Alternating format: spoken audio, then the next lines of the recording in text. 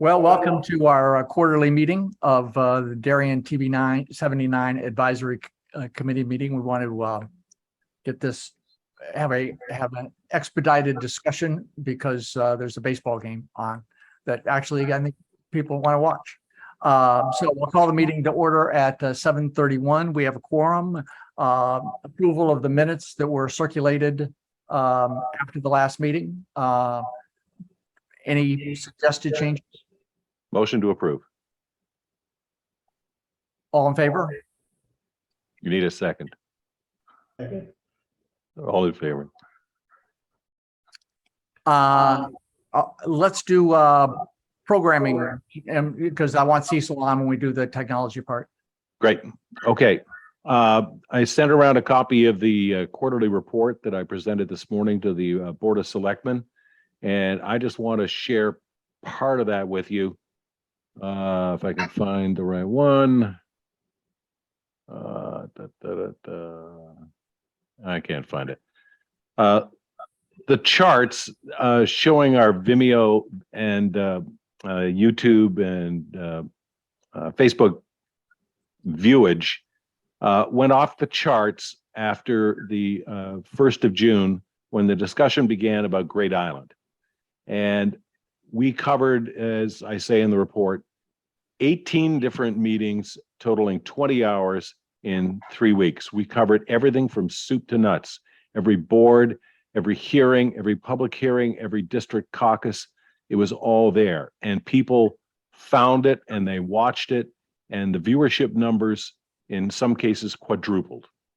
So I think that speaks to the value. Well, it speaks to two things: the lack of any good journalism in this town that people can depend on to find out what's going on, but more importantly, that we're a resource that they came to and they embraced and they used and they watched in huge numbers.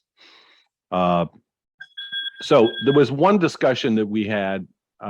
Yes, Cecil. Mike Wheeler and I around one of the videos that we used as part of that coverage, and I wanted to share that discussion with you and show the process. Can you mute yourself, Mike, please? I'm just going to mute you for a second. Okay. I wanted to share the thought process that Mike and I went through in deciding, without being able to call a meeting on short notice, how to handle a situation like that. One of the videos that we used was a walking tour of Great Island. It was hosted by Jennifer Leahy, the listing agent, who was giving tours to all members of the RTM, all of whom went down and took tours themselves. But this was a one-on-one tour with one of our camera operators. And I put it together. I produced it. I think it was a 15-minute long video. And Mike, I'll let Mike speak for himself what his concern was. You can unmute yourself now, Mike. I thought the video was terrific. It was the third attempt to do a video of Great Island, and it was extremely well done. And she gave I don't know how many tours she ended up having to give in her employees, but she did a terrific job.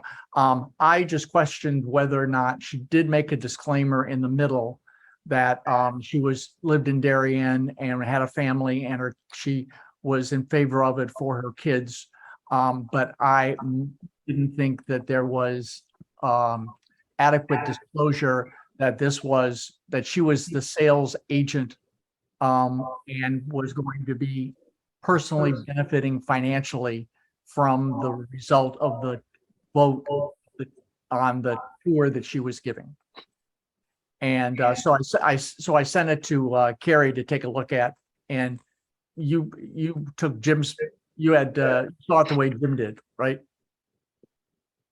Yeah, I thought she mentioned it in the beginning as well, that she was the sales agent for the property. I mean, I think she didn't get into specifics about how much she would benefit if the sale went through, but I thought she did disclose her interest in it.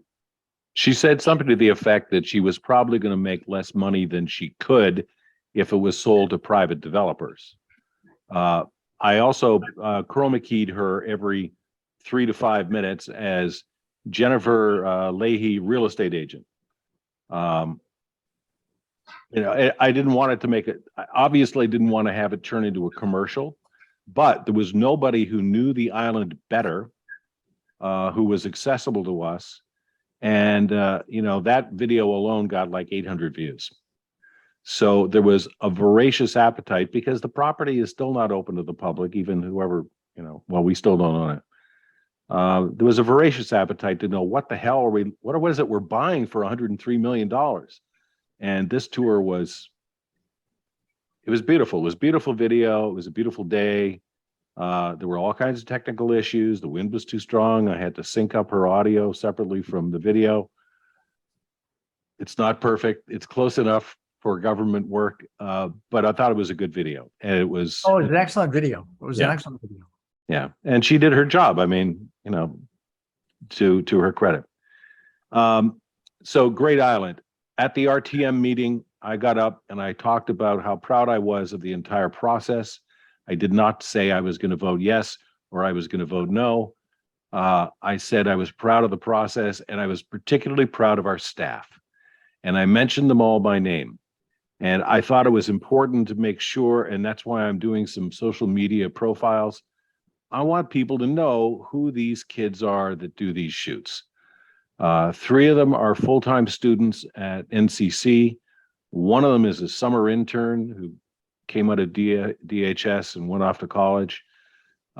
Elisa, who is, a stay-at-home mom living in Stanford with 2 kids. And John Amerlios, who, is a registrar of voters up in New Canaan, but he's been working with us for like 12 years. So I want to put some faces to those people's efforts. They're making good money. We'll talk about the budget in a second, but they made very good money in June by stepping up and doing all those meetings. The thing that surprised me, and Carrie, I don't know if you're seeing this, but I've talked to 2 or 3 local TV station managers in mid-sized markets, and they can't find people to hire in the news department. Have you seen a retrenchment of people going into journalism, or do you? I don't just think it's our industry. I just think it's across the board. I mean, I think if you look in every industry, definitely during the pandemic, you can't find people to hire in every industry. So I'm not so sure I can tell that it's broadcasting versus, I just feel like it's across the board. People are saying the same thing about every office building, that they just can't find. Yeah. Moving on to a couple other topics, and then we'll philosophize. Speaking of NCC, we put together the Norwalk Community College video people with the Darien Police Department, and they produced for them a series of lock your car PSAs, which have had absolutely no effect whatsoever. Based on what the chief said today, cars are still being broken into, or not broken into, opened. The doors are unlocked, but the kids did a very nice job. Police department came up with some first prize money. I think it was like $250 or something. And second prize was a bunch of Shake Shack coupons. But they all produced, very nice PSAs, as they did for us when they did bumpers for us last year.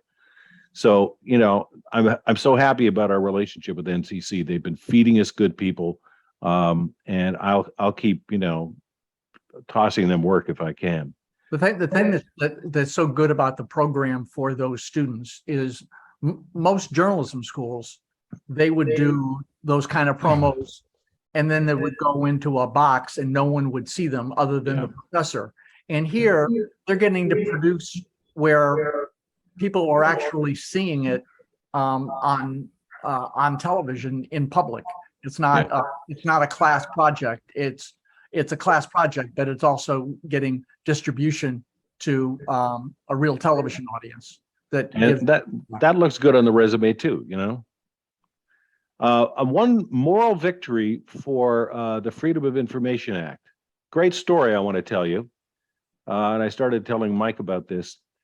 The Blight Review Board has been going on for how many years, Mike? 7 years, maybe now? it's 5 or 6. Yeah, 5 or 6. I think 2017 was the first year they started. And they still have cases going back to 2017.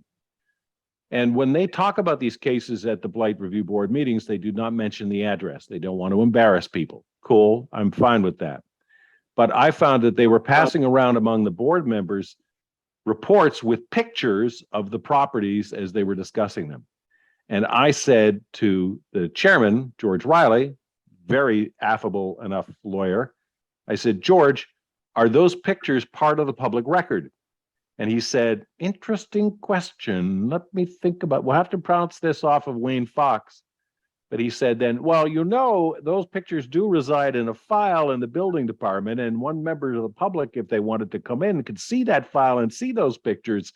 And I said, and take pictures of the pictures? Well, you could see the pictures. We bounced the idea off of Wayne Fox, and Wayne said, Jim's right. So at the next Blight Review Board meeting, we will actually have pictures of the properties as they are discussing them. Not to embarrass anybody, but because we need to let people know what blight looks like, because they get so many complaints filed that they never do anything with, that waste their time, of properties that are not candidates for blight, that we need to know what blight is to know what it is not. So that's my public service to the Blight Review Board staff. Well, that goes back to the discussion 6 years ago when the Blight Review Board started, and a concern that most of their calls are from disgruntled neighbors who are mad about something the neighbor is doing, and there's no blight at all. And the complaints can be filed anonymously. yes, so, but nothing gets to the Blight Review Board, to their public meeting, until it's been vetted. And the Blight Review Officer says, yes, this is a candidate for blight. So a neighbor's anonymous call, there are pictures of their neighbor's house being shown that is blight. It's all been vetted by the Blight Review Officer. These are all cases, yeah, actual cases. Before anything's discussed at the meeting, and I assume pictures are shown until he's vetted that it actually is a blight. Yeah, situation. Yeah. And so we'll see how this goes. I'm trying to get him to. He handed me the printouts of the pictures, and I said, I'm not going to scan these fuzzy printouts and try to put that on the air. I said, you have these as GIFs and JPEGs on your laptop. Why don't you just show them on the monitor in 206, and then we can put them on the air simultaneously? Oh, I don't know how to do that. Well, you're going to learn. I'm going to teach you how to do that. So speaking of technology, take it away, Mike. That's all I have on programming, unless anybody has a question. All right, so as we come back in the fall, the legislature still and the governor are still allowing hybrid and virtual meetings, that all meetings are not going to be required to be in person. So how do we cover a hybrid committee meeting? And so we've been experimenting with the new technology. So I'm going to leave here and I'm going to go into room 119 in town hall and show you how it works. Can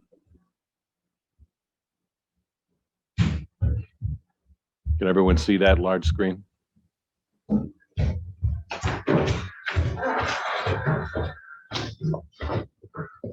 So can you hear me all right? Yes. All right, so I'm sitting in the main seat, and right now Jim is set up as the last one to talk, but anyone who is watching virtually can see me sitting here in room 119, and also be able to see the person over here who's sitting in room 119. Or the person over here who's sitting in room 119. So you get a full exposure in high quality HD. And a line across the top that shows the 360-degree picture. Correct. And how this do you is just- how do you do this, Michael? What marvel of technology are you using tonight? It's we looked at a product like this about 5 years ago called Meeting Owl, but this is a Kando. The difference on this one is you can plug it into a computer and launch the meeting from a computer, but this is an Android computer, this device. I obviously can't show it to you because it's the camera, but it's an Android. So you just plug it into the video monitor and download the latest Zoom. You put in the meeting number and you join the meeting, and it does it all automatically. So we'll have to do some training sessions in the fall if our team committees want to have hybrid meetings. So we acquired this piece of technology. It looks like a big thermos bottle with two sets of eyes, so it can see pictures, see people on both sides. So like Mike and I are sitting opposite each other. You're looking at the monitor, and he's looking at it from the other side of 180 degrees. The sound quality out of it we tested today is spectacular. Sounds like a Sonos speaker. And it was, yeah, I mean, and the it key was is picking up any of Mike in the other room. So the microphone is very good too, right? Yeah. Yeah. Yeah. And Yep. you notice that anytime anyone speaks virtually, the screen changes to that person. So Sean came up while he was speaking, so everyone in the room could see the person who was speaking. So the Board of Selectmen are using something similar to the Meeting Owl, but they've got somebody who can plug the computer in, and they're using the same kind of device. But hopefully this is simple enough that it can get broad usage from the RTM committees. What is So I'll go back. And is there thoughts that we would have multiple of these for the different rooms, or just one, or how does that work? Well, the town administrator has one of her own that she can use. This one we will use for meetings with Tv79 because it was bought with Area 9 money. There are others at the Board of Ed, but I think Board of Ed uses them all pretty much all the time. Gotcha. So I doubt that there's going to be multiple hybrid meetings going on at the same time. But if it works, we can buy more of them.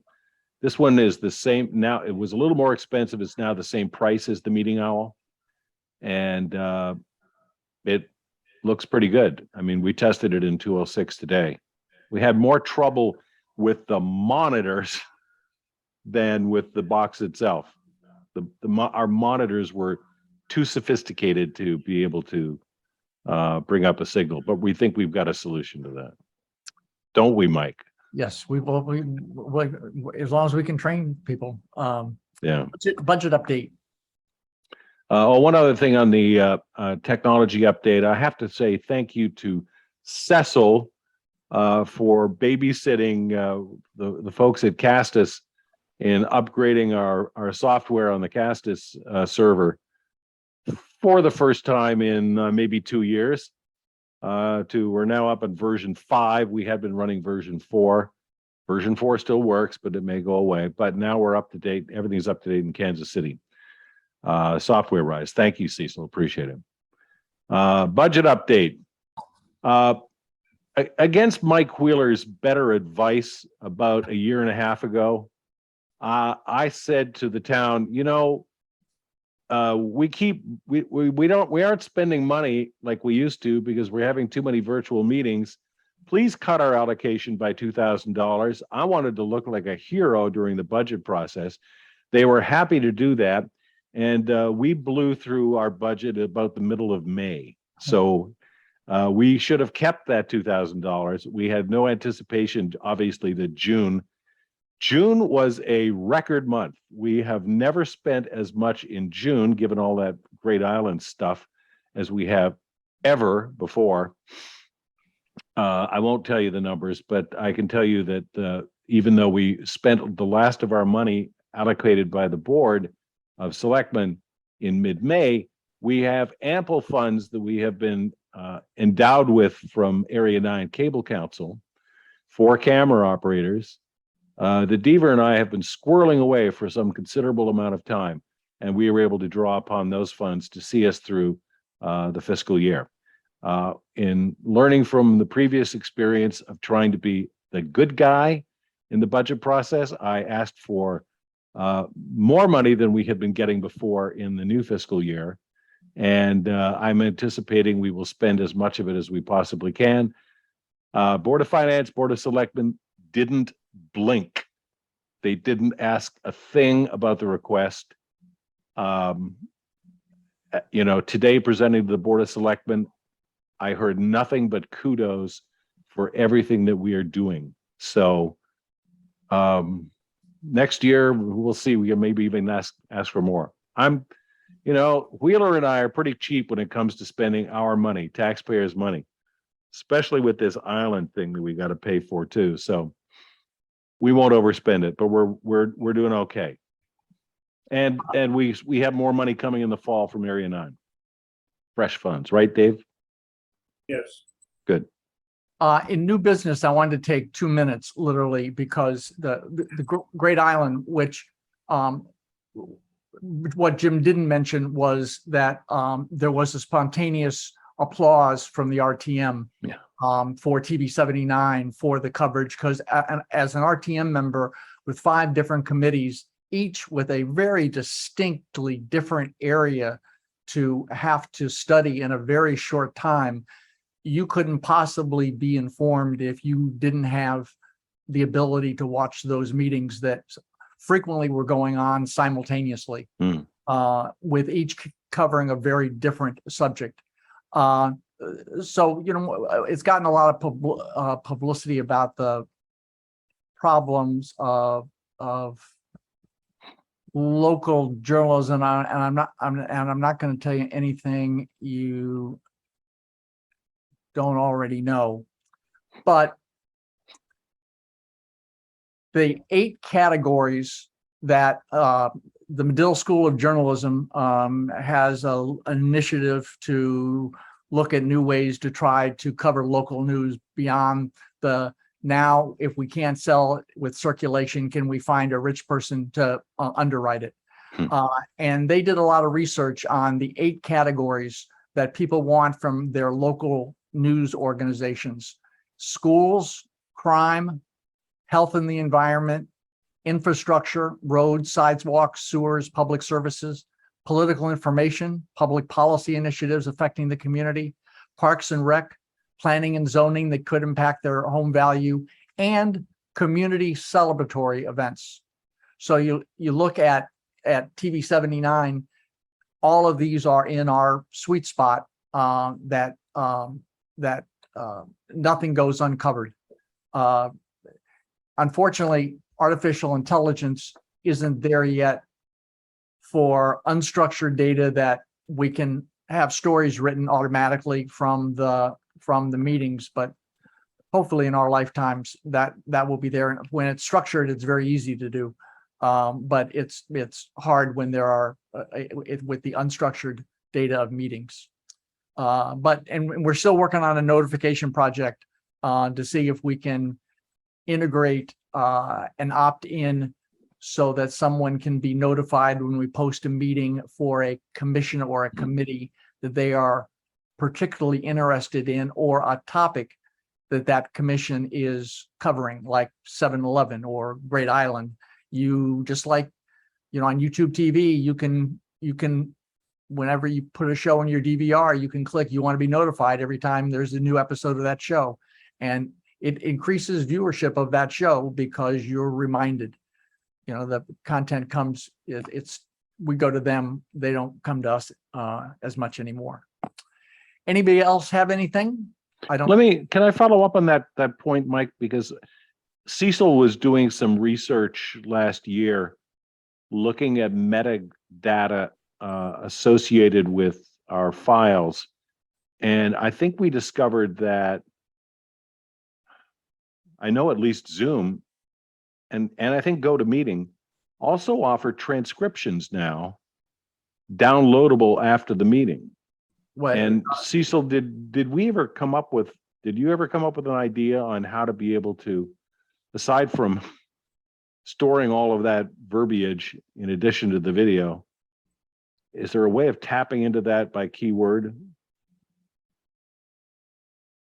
You're muted. Unmute yourself, Cecil. geez, Cecil, rookie mistake. The technology. Yeah, they certainly do have that capability, and it's getting better and better. I mean, you know, you can have closed captioning now, which is pretty close to perfect on these streaming services. Once it's put into, and that'll all go into a text file, and anything that's in a text file you can search. So the thing that we have to do is to organize a way for people to get at those text files easily and search them. One of the first things I think you need to do, though, is to get the town to go to secure internet connections. Because it's Google, for example, is much less willing to deal with HTTP information than they are HTTPS. Yeah. And the other thing that we could do, but this would involve more work on our part, is to actually take those transcripts and embed a link in the description section that you can see on the website, embed a link to the transcript for anybody who really wanted to read it or search it. But we'd have to create a database of all those transcripts. Yes, absolutely. Well, yes, of course. Yeah, YouTube's doing them real time now, I noticed. And the timestamps, they're turning into chapters. Yeah, that's doable. Carrie, what does CNBC do? I mean, do you, MSNBC. I'm sorry Same to thing. insult you like that. How does MSNBC handle captioning? Is it real time or is it AI? So MSNBC, because it's a live news organization, is real time. But anything that runs on taped, like documentaries or films, that has to be embedded into the program. Has to be delivered with closed caption embedded in the timeline. In the timeline? Yeah, in the actual EDL, it has to be delivered with it already in there. Yeah, So if right. it's not live, So it's got to be in sync, obviously, too. So Yeah, and No. and then I was on the board of a company for a long time that we sold that they still are paying humans to do transcripts where it's got to be 99% accurate. yeah, we're very So- strict about that. Yeah, it was, so we do a lot. We did all of NBC's news transcripts for 20 years. They may still do it. I don't know. So anybody else have any comments, thoughts? Everybody's ready to go to TV. Is the affordable housing meeting being carried Oh, live? it started, but it's carrying. Yeah, it's not going to start for a while. It's somewhere buried down in the agenda to weed out the people that don't have the patience for it to come up. So we'll see in a quarter how many are using Candy-Ow and if we're able to show them how to use it. Yeah. But hopefully it will provide an easy way for people who want to do hybrid meetings and do it in some other way than put a computer at the end of the table and people really can't hear or see each other very well. So listen, other board members, don't make yourself a stranger. If there's something going on, if you see something on TV, especially on Channel 79, let me know. If you have concerns, if you have an idea, I welcome your input. Okay. much as I love seeing you quarterly, drop a dime, give me a call, send me an email, stop by. We'll have a brat on the back deck. You need a motion to adjourn, Mr. Chairman. Do I have a motion to adjourn? I would move to we adjourn. Do I have a Second. I have a second. Have a wonderful rest of the summer, everybody. Thanks. Thank you, Mike. Thank So you. long. See you, Sean.